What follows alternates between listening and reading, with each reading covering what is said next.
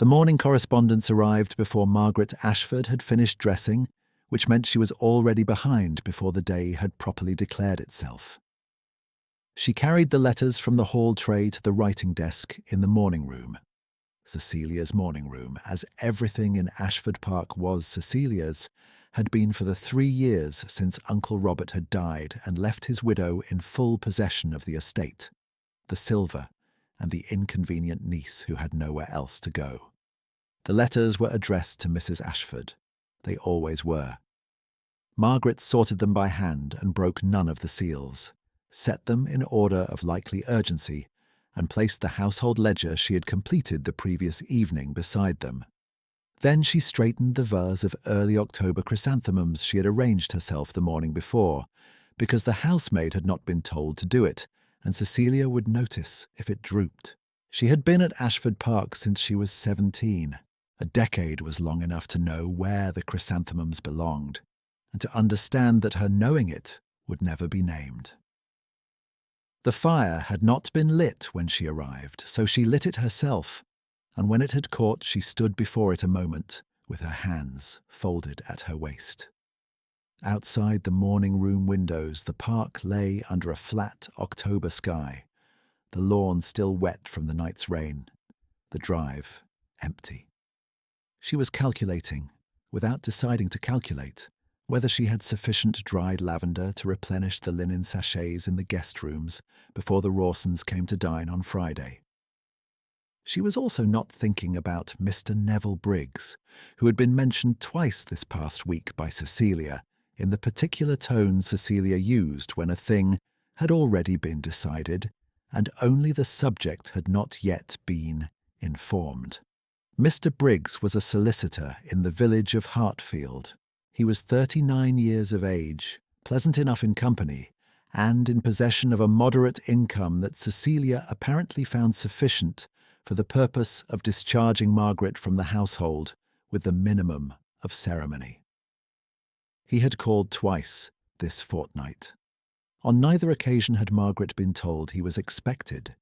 She was still standing before the fire, hands folded, when Cecilia entered the morning room. Cecilia Ashford was a handsome woman of 50, correct in all her movements with the posture of someone who had decided long ago what her body's opinion of the room ought to be. She came in without greeting, took up the correspondence from the desk, glanced at the arrangement of letters, and said nothing that acknowledged the work of the arrangement. She said, without looking up, "Mr. Briggs will call at 11:30. You will receive him in the drawing-room." Margaret said, "Will you be joining us?" Cecilia looked up then. "I have a morning call in the village." She returned to the letters. "It is not necessary for me to be present. Mr. Briggs is perfectly civil." What Margaret understood in that moment, and what she would not be giving words to, was that she was being asked to receive a man alone, who had been visiting for a fortnight on an errand she had never agreed to. The fire behind her was warm. The room was quiet. She inclined her head a degree and said, "Of course." She retrieved the household ledger from the desk, moved to the door, and did not look back at the chrysanthemums. If you have found this story, stay a little while. There is more to come, and it is worth the patience. The stranger was discovered at the far edge of the East Drive shortly after midday. Margaret had been walking back from the kitchen garden with a basket of late sage and 2 small heads of winter savoury when she heard the horse before she saw the situation. A brown hunter stood at the verge of the drive, reins trailing, its flanks still heaving, and beyond it on the gravel lay a man on his back in the wet. He was not moving. She set down the basket and ran. He was alive. She established this first, with 2 fingers against his throat, in the manner she had learned attending to her uncle's final illness, when the physician was 2 hours away by road, and there was no one else in the house with steady enough hands. The pulse was there. His breathing was shallow but present. He had gone down on his left side, The sleeve of his coat was torn at the shoulder, the coat itself plain dark wool, the kind a man wears for riding in bad weather without concern for its opinion. His hands, even lax as they were on the gravel, were clean. She noticed this because it struck her as incongruous, and she noticed it once and did not think further on it. She sent the undergardener's boy for the footman, and when Thomas came, she directed him to carry the man inside to the small bedroom at the end of the east passage, the one that had once been the steward's room and was kept aired because it was near the back stairs and easily managed. Cecilia was still in the village. Margaret considered this and did not wait for her return. His name, if he had given one, she did not yet know. There was nothing in his coat pockets but a folded handkerchief and a few coins. No card, no letter, no marking. The coat itself had no estate crest, no regimental distinction. He had dark hair gone wet with the rain, a cut at his temple that had bled but was not deep, and a bruise forming below his left ear that suggested the head had struck the gravel when the horse threw him. She cleaned the cut with what she had in the household medicine case and dressed it, working quickly and without flinching.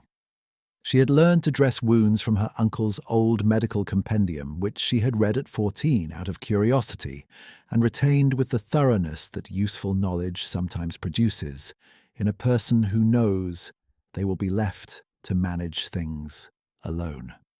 The cut was clean and would close without complication.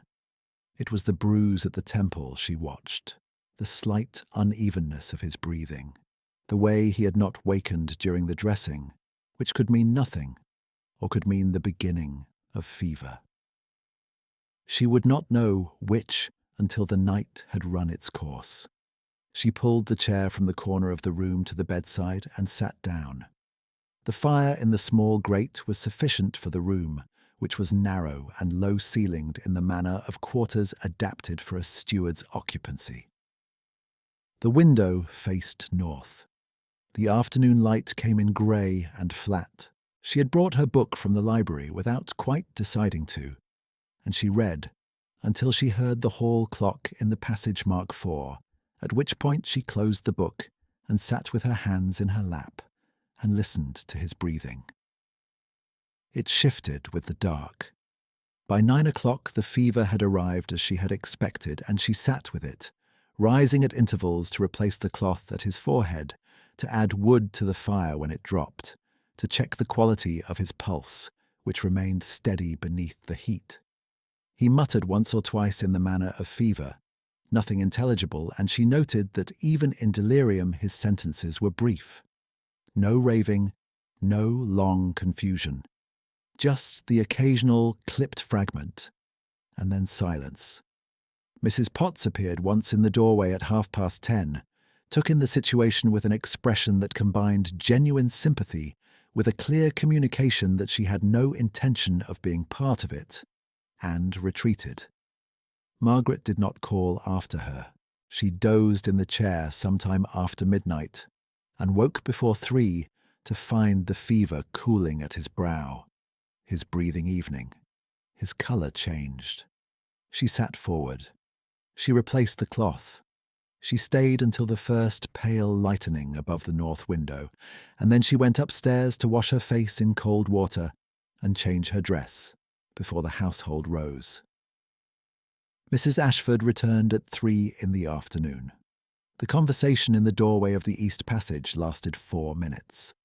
Cecilia stood in the doorway and Margaret stood before the open door of the steward's room, and neither of them raised their voice, which was the only form their disagreements ever took. Cecilia said the man should be removed to the Lamb and Flag in the village once he could be moved. She said the household had no obligation to unknown travellers. She said with a tone that was not quite contempt and not quite boredom, that Margaret had a way of collecting inconveniences. Margaret said, "He is feverish. He cannot be moved tonight." Cecilia looked past her at the figure in the bed. "Tomorrow, then." "When he can be moved safely," Margaret said, "I will see to it." Cecilia turned and went back down the corridor, and Margaret closed the door of the room quietly and returned to the chair. He woke fully on the second day, in the afternoon, when the fever had broken sometime in the small hours, and he had slept through the morning without restlessness. Margaret was at the window reading, when she heard the change in his breathing. She put down the book and looked at him. He was looking at the ceiling with the focused expression of someone taking inventory of where they were. Then he turned his head and found her, and for a moment neither spoke. "You are at Ashford Park," she said, "in Hartfield, in Yorkshire. You were thrown from your horse on the East Drive yesterday afternoon." He was quiet for a moment, in the manner of a man accustomed to silence and not alarmed by it. "The horse? Unharmed. She's in the stable yard." He considered this. "I am grateful," he said.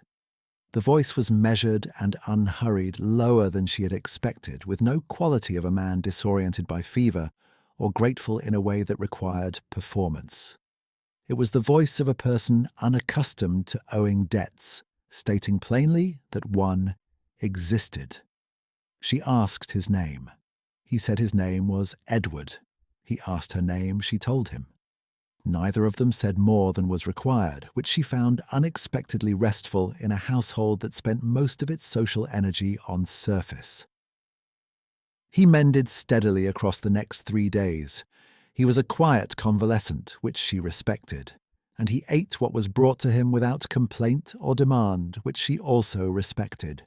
The housekeeper, Mrs. Potts, had taken the position that the guest was not her responsibility, communicated by being unavailable on the 2 occasions Margaret had asked her to carry a tray.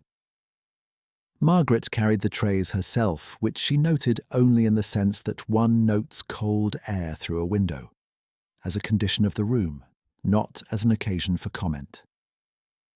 On the 3rd evening, Cecilia called Margaret into the drawing-room after supper and informed her that she had written to Mr. Briggs, and that the matter of Margaret's future was settled in its broad lines. He was a suitable man. The arrangement was a sensible one. Margaret would have lodgings of her own, which Cecilia said as though she were conferring a gift.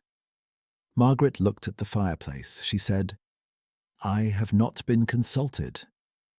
"I am consulting you now," Cecilia said. The fire made no sound worth transcribing. The room was the drawing-room with its green paper, and its 2 good chairs, and its writing desk, at which Cecilia sat every morning at leisure. Margaret stood at the centre of it, and understood that she was standing at the centre of a room that was in every legal and practical sense entirely Cecilia's, and that Cecilia's understanding of the situation was not cruelty, precisely, but something more impersonal, and therefore harder to argue with. She was managing a household liability toward a satisfactory outcome. The library, with its old books and its east window and its quality of being the one room in the house that nobody wanted, was the only room Margaret had ever thought of as belonging to her, in some interior sense. She understood, standing in the drawing-room, that this too was not a fact, but a feeling she had been permitted by default. She said that she would need time to consider. Cecilia said without warmth that there was not an abundance of time to be had, and turned to her correspondence. The thing that happened in the corridor outside the drawing-room 4 days later was not something Margaret had gone looking for. She had been in the estate library. Her uncle had kept a fine library, and Cecilia had no use for books, so the room was effectively Margaret's for as many hours as she chose, and was returning along the upper corridor toward her own room when she heard Cecilia's voice from the sitting-room on the left. The sitting-room door was not quite closed. It was the kind of not quite closed that happens when a conversation has driven itself into a corner and the participants have stopped attending to practical matters like door latches. Cecilia said, "She has been a charity case since Robert died. She has no income of her own, no connections that signify, and no prospects beyond what I choose to arrange. Briggs has been very patient. A pause. Then Briggs's voice, even and without particular warmth. She does not seem wholly amenable. She will be amenable when she understands the alternative, Cecilia said with the particular lightness of a person disposing of a difficulty. She ought to be grateful. That is all I require of her. Margaret stood in the corridor. The wall beside her was cool plaster. The carpet underfoot was the same Turkey carpet that had been there since her uncle brought her home at 17 and told her she could stay as long as she liked. She had believed him, which was its own kind of education.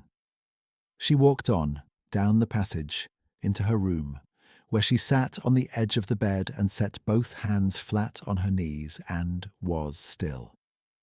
She did not cry. She had understood the arithmetic of her situation for some time. What shifted was the quality of her understanding. She saw now, very clearly, that she had never been a resident of this house. She had been a convenience that had outlasted its usefulness. She sat there until the candle needed trimming, and then she trimmed it, and the next morning she rose and went down to the library before anyone else in the household was awake. Edward was already there. He had been given leave to move about the house 2 days previous, at the physician's approval, and she had thought he would favour the ground-floor rooms or the garden in the pale October sun. She had not thought of the library. She found him standing before the shelves with a volume open in his hands. An old agricultural survey of the Yorkshire wolds, which was not a book that most passing strangers would choose. He looked up when she came in, unhurried, and set the book back with a precision she had observed before. Not the precision of care, but the precision of a man who habitually replaces things in their exact place. "I hope I have not trespassed," he said. "The library has no restrictions on it," she said. She moved to the desk in the corner and took up the household accounts she had been working through. For a few minutes there was only the sound of the fire and the occasional turn of a page. Then he said from his place at the shelves, "You are efficient with your distress." She looked up. "I beg your pardon?" "You carry something this morning that you are not carrying outwardly," he said. "I notice it because I recognize the management of it." She considered him for a moment. He was watching her without apology and without intrusion, in the way a person watches when they are offering attention rather than performing it. "I am perfectly well," she said. "Yes," he said. He took down another volume. "I did not suggest otherwise." The words should have been impertinent. They were not. They were, if anything, the first words anyone in this house had said to her in 3 years, that assumed she was a person of interior weather worth acknowledging, and the quality of being seen, simply and without agenda, was so unfamiliar that she had to look back at the accounts so that her face would not reveal it. They spent the next hour in the library in companionable quiet, and she thought afterward that it was the most at ease she had been in longer than she could precisely name. 2 afternoons later, walking the kitchen garden while he was strong enough for short circuits of the grounds, they spoke at length for the first time. About the estate, about the quality of the Yorkshire winter beginning to arrive in the hedgerows, about a book she had read and he had read, and on which they held divergent opinions. His opinions were stated flatly and without hedging, with the settled air of a man not requiring agreement, and she found herself offering her own with an answering directness. He did not correct her. He did not explain. He listened with the same quality of attention he had given in the library, and when she said something he disagreed with, he said so. And when she countered, he considered the counter. The kitchen garden in October had the particular smell of cold earth and dying stalks and the last of the sage, still pungent in the damp air. The beds were mostly cleared. The box edging held its green regardless of the season. Margaret moved through the garden with the unthinking ease of a person who has tended a space so long that it has become an extension of her hands, and she noticed at the third circuit that he had matched his pace to hers without comment, which no one in her acquaintance who had not grown up on the same grounds had ever done. She noticed during these walks certain things she did not fully examine. The manner in which he moved through the garden, purposeful, unhurried, with no self-consciousness about his surroundings, was the movement of a man comfortable on grounds, not a guest on borrowed territory.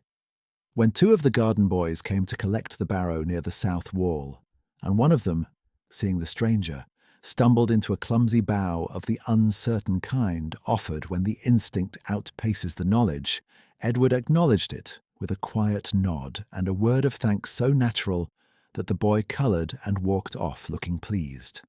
She set this detail beside the clean hands, beside the steady voice, beside the agricultural survey, and she did not yet name the category they were forming. At the far end of the kitchen garden, near the south gate, there was a wooden seat under the wall that she had put there herself 3 autumns ago. They sat there for a quarter of an hour while the afternoon went grey, and the rooks began their settling in the tall beeches above the park wall. The silence between them had acquired, over these past few days, the quality of a room one has entered often enough to find comfortable. It did not need to be furnished.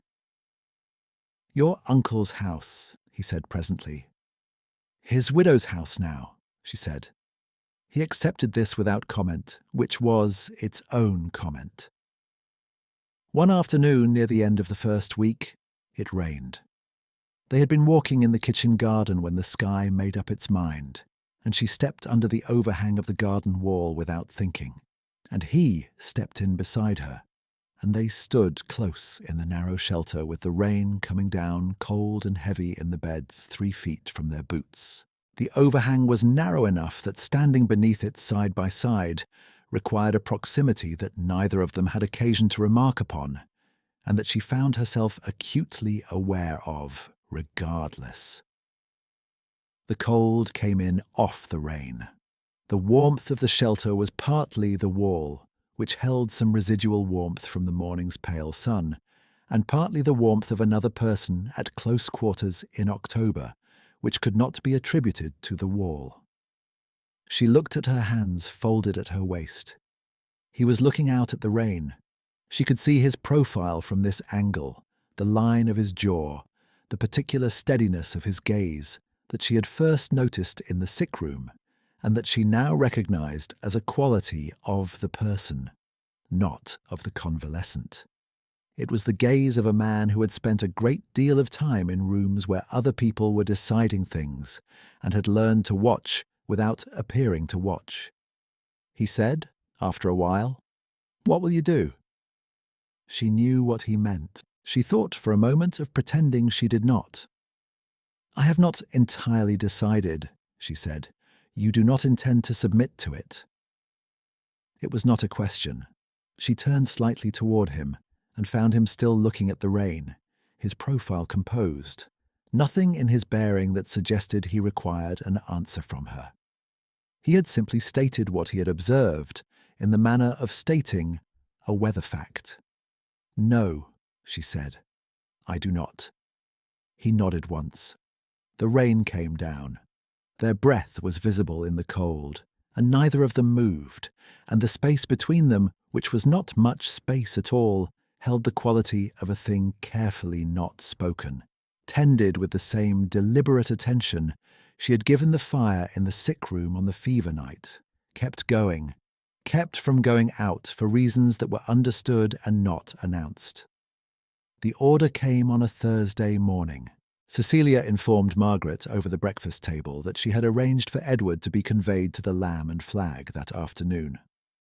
"He is well enough," she said, "and we have the Rawsons this week." Margaret said, "He is not fully recovered." "He is ambulatory and entirely sensible," Cecilia said. "The inn will suit him perfectly well."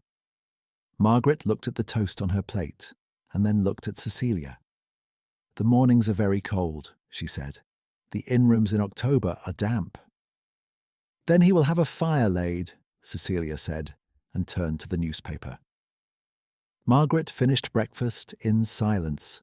She went up to her room and sat for a moment on the edge of her bed, with her hands on her knees, as she had sat 5 days before, and the quality of the two sittings was different. The first had been shock receiving its shape. This was decision receiving its shape.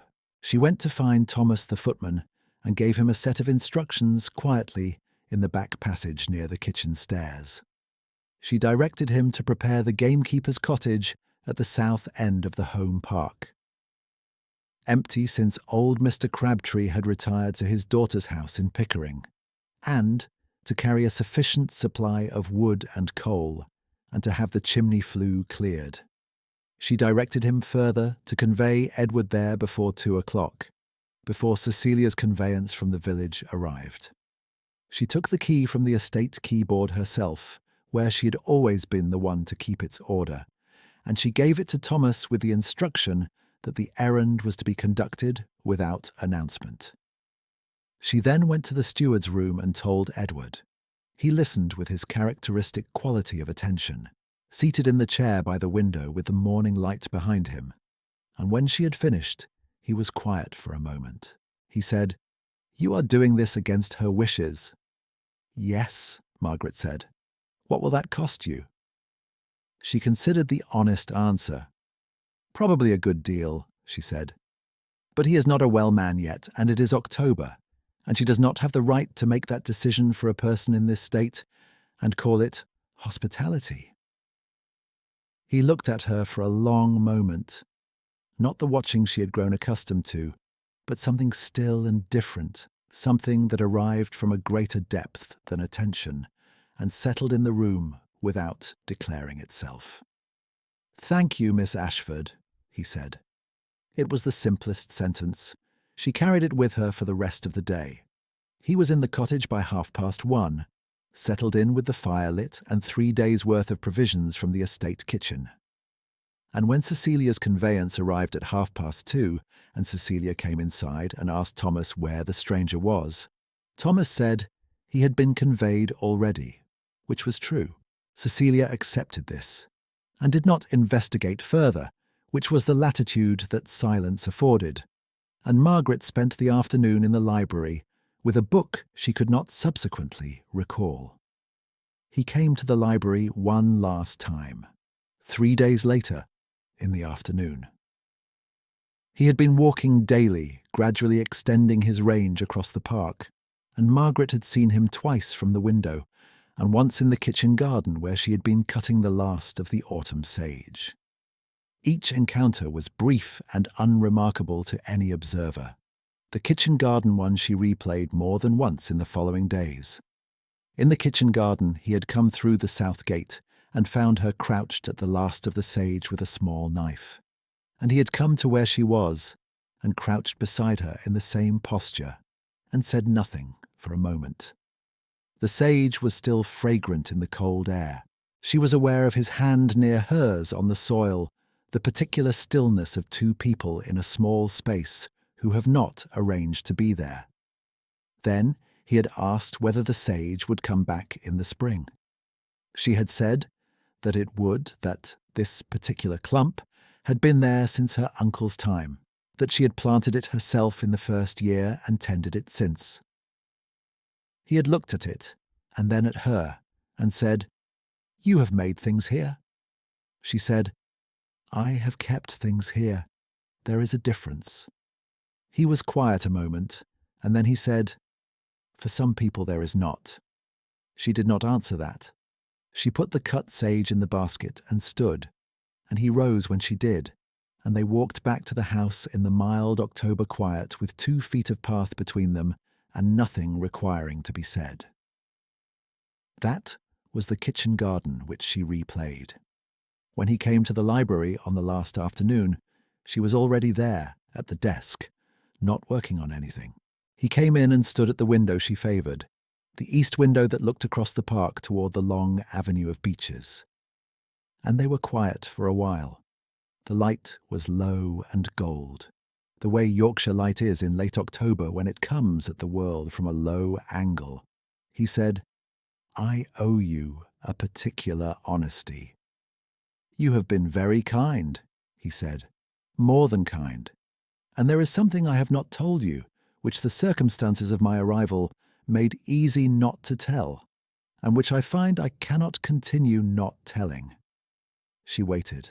The room was quiet. "My name is Edward Calder," he said. "I am the Duke of Hartwell." She sat very still. The fire made a small sound. She looked at him and saw with a clarity that was almost startling that she had been assembling something for days, and the assembly was now complete. The clean hands, the agricultural survey, the boy's instinctive bow, the way he moved through a garden that was not his. "I see," she said. "The concealment was not designed," he said. He turned from the window. "I had no papers when I came down. By the time I was well enough to send word, I found I wished to know how things stood, without knowing being the reason." She said, after a moment, "Is there anything I ought to have done differently, had I known?" He looked at her steadily. "No," he said. "Nothing." She rose from the chair which gave her something to do and crossed to the east window and stood beside him. Below them, across the park, the beeches were going gold at their tops. She was aware of the warmth of a person standing near, the particular quality of the air between two people who have said a thing that cannot be unsaid. She was not afraid. She was something adjacent to afraid, but without fear's paralysis. Something more like standing at the edge of a wide landscape with no map, in October, in clear weather, and understanding that the wide landscape was real. "There is a great deal," she said, "that I need to think through." "Yes," he said. "I know." He paused. "I will still be in the cottage." She looked at the beeches and did not answer, and the silence was the kind that two people carry in agreement without it needing to be named. 2 days later, on a Tuesday morning, a chaise and four came up the Ashford Park Drive at 11 o'clock with a crest on the door that Margaret, watching from the east window, did not immediately identify. Behind it rode 2 mounted men in livery, and a third man, older, in a dark coat, travelled inside the chaise. They stopped in front of the house. The older man descended and Thomas let him in, and Margaret heard the exchange in the hall, heard Thomas say, uncertain that the Duke of Hartwell was not presently in residence, and heard the man in the dark coat say, with the unhurried authority of long service, that he believed his Grace was to be found on the grounds of this estate, and that he would be most grateful for a message to be sent. Mrs. Ashford was already in the hall. Margaret came to the top of the stairs. She had been there, at the top of those stairs, on a dozen mornings when Cecilia received morning callers. The Rawsons, the Miss Penfolds from the village, Mr. and Mrs. Hartley of Hartley Grange. And on each of those mornings, her position on the stairs had been precisely what it was. Above the event and outside it, a woman of the house who was not its mistress, and never would be, present by habitation rather than by right. A footman was sent to the cottage. Edward arrived perhaps 10 minutes later. He came in through the side door and crossed the hall, and when the man in the dark coat saw him, he moved forward with an expression that was not surprise, but relief after several days of unchecked concern. He said, "Your Grace, we have been most— Your Grace, your housekeeper at Hartwell has been—" The words landed in the hall the way a stone lands in still water. They spread in every direction. Cecilia stood beside the hall table, her morning call guests, Miss Penfolds, beside her. Both of them registered the address in a single shared instant of recalibration. Mr. Briggs, who had arrived at 10:30 for a reason that was no longer materializing in the way he had understood it to be materializing, stood near the drawing-room door. Edward said quietly to his steward, "Mr. Lawson, you need not have come yourself." Your Grace, after 6 days without word. I was well cared for, Edward said. He did not look at Cecilia. He looked at Mr. Lawson with the particular patience of a man managing a situation that will not benefit from additional drama. Send word to Hartwell that I am well and will return within the week, Mr. Lawson said with the controlled relief of a long-serving steward. Yes, Your Grace. The hall was very quiet. What happened in that quiet was not a speech from anyone. It was not a confrontation or a reckoning in any theatrical register. It was merely the sound of a room doing the arithmetic that a room is forced to do when the information it has been working with is revealed to be wrong. Cecilia Ashford stood at the hall table and looked at the man she had spent 10 days treating as a mildly inconvenient, unknown traveller, and understood, in the particular private hell of such understandings, exactly what she had been doing. The Miss Penfolds, who had been present for everything and who would be present in the village tomorrow, looked at Cecilia and then looked away from Cecilia, which was the social movement that mattered. Mr. Briggs studied the floor near his own left boot. Edward turned finally and looked at Margaret on the stairs. The look was not long. It did not require to be long. It said what it needed to say in the time that a fire takes to find a new piece of wood. A small, complete illumination in a room that had been calculating its shadows for as long as she had been standing in it. He said, simply, Miss Ashford. She came down the last 3 stairs and stood in the hall. What Cecilia said was halting, in the way that speech halts when the social script has stopped working and the speaker is building new sentences from unfamiliar materials. She said, We have been most, Mr. Calder, that is, the household has been, you must know, Miss Ashford, that we have been entirely. And Margaret did not listen because the sentence was not for her. It was Cecilia addressing the Miss Penfolds, performing a revised version of events in which her conduct toward the stranger had been exemplary, and the revision was visible to everyone in the room, including Cecilia, which was its own particular correction. Margaret said nothing. This was not weakness. This was the most eloquent thing available. Mr. Briggs departed before noon, with a calling card left on the hall table, and an expression of careful neutrality that was not, in the end, an expression of neutrality at all. He had understood the landscape. He was a practical man. The Miss Penfolds stayed 20 minutes longer than they should have, and every additional minute was a minute in which the testimony of their presence ratified itself. What they had seen, they would carry, and what they carried would travel in the way that things travel in a Yorkshire village of moderate size before the week was out. Cecilia spent the afternoon in her sitting room with the door closed. Margaret spent the afternoon in the library at the east window watching the beeches. Edward came to the library at 4 o'clock. He did not knock because the library had no restrictions on it, and she had said so. He came and stood beside her at the window. Neither of them was in a hurry. The light was low and gold again, the way it had been 2 days before when he had told her his name, and she had stood in this same place beside him and understood that the landscape was wide and real. I would like, he said after a while, to ask you something. Then ask it, she said. He was quiet for a moment, in the manner that was his. The manner of a man who had spent a great deal of his life being answered before he had finished speaking, and who had learned to complete his thoughts before offering them.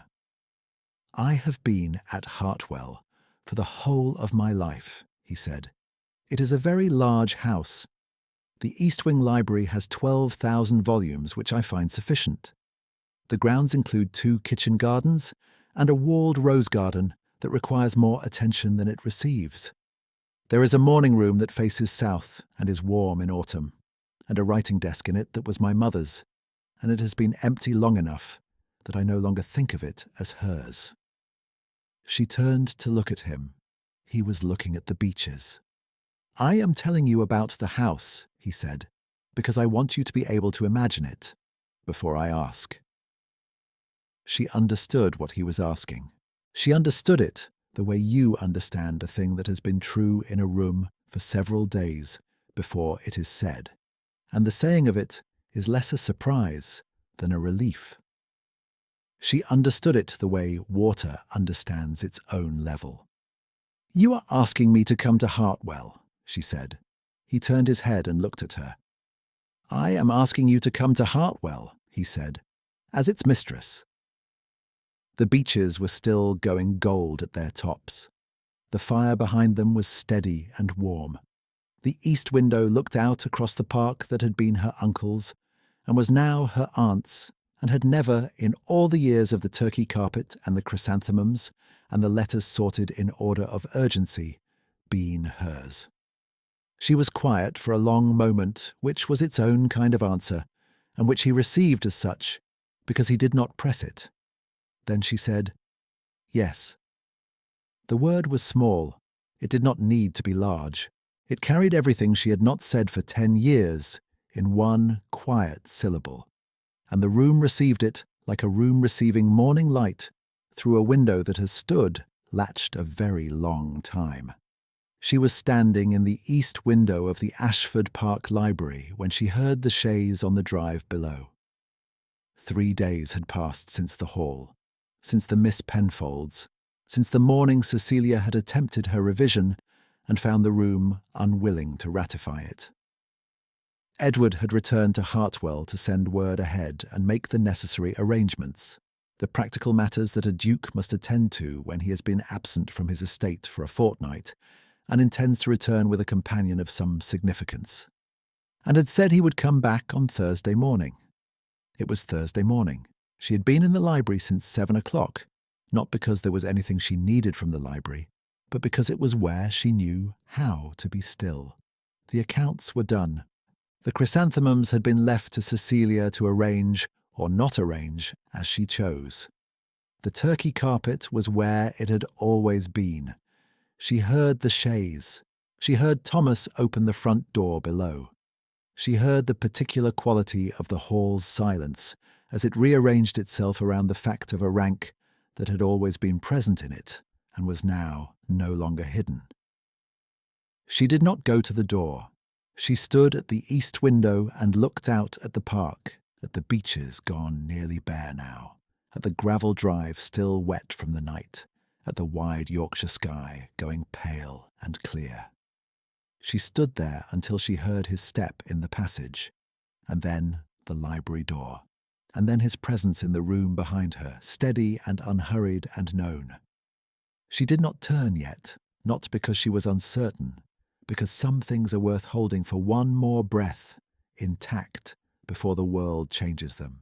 Then she turned, and the room held everything it had always held, and she was in it differently than she had ever been.